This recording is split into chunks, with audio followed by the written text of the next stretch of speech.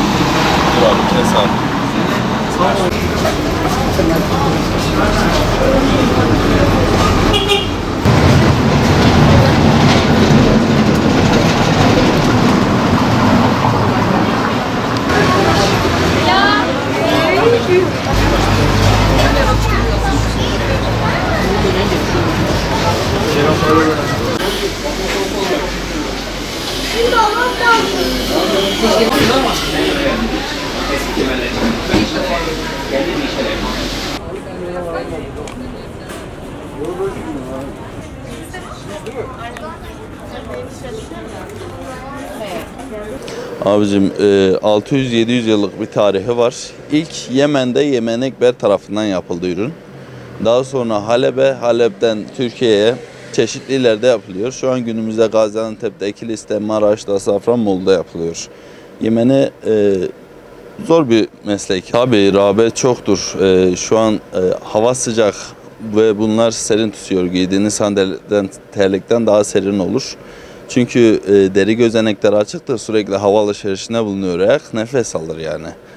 Bu yüzden koku ter yapmaz, serin olur. Yani misal Antep'in yerli halkı bunları kına gecesinde, düğünde falan giymek için veya birçok kimse de günlük girmek için alıyorlar.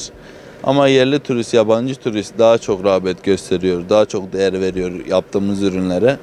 Şu an online satışımız da var bizim. Avrupa'ya gönderiyoruz ürünleri genellikle. %80 üretimimizin şeyi Avrupa. Kışın giyilmeyecek bir üründür çünkü incedir derisi, hava alıyor. Yani sonuçta deri suyu sevmez, deri suyun düşmanıdır. Bu yüzden sadece yazın giyilir, kuru havada giyilir. Kışın giyerseniz ayağınız donar, ıslanır. Tabii ki. Yani yazın giyilen bir ürün zaten. Bu yüzden daha çok rağbet var yazın. Yemen'i zaten yani şu doğal olarak komple deri olduğu için yazın en güzel giyeceği.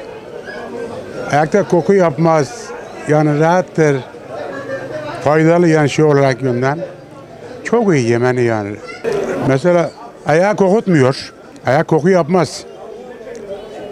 Ondan sonra serin tutar ayağı. Yani şu komple deri olduğu için yani şu vücuttaki şey yani ceyran da alır. Yani eskiden beri atalarımızın, dedelerimizin giydiği Yemen'i bu. Eskiden şimdi yani şu yerliler şey yapardı. Şimdi Türkiye'nin her tarafından rağbet çok. Yurt dışından rağbet çok. Hem fiyat da uygun. Bugün bir yani şu küsele Gonduras'tan en az 500 milyon lira. Bu Gondura. Bu Yemen'in 200-250 milyon lira. Bu 50 tane Gondura'dan iyi. Ayakta koku yapmaz, mantar. Yani rahatlık için.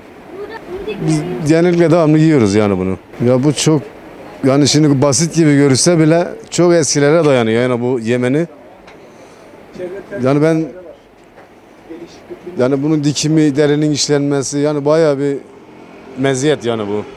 Dışarıdan basit gibi görünse de çok meziyetli bir iş.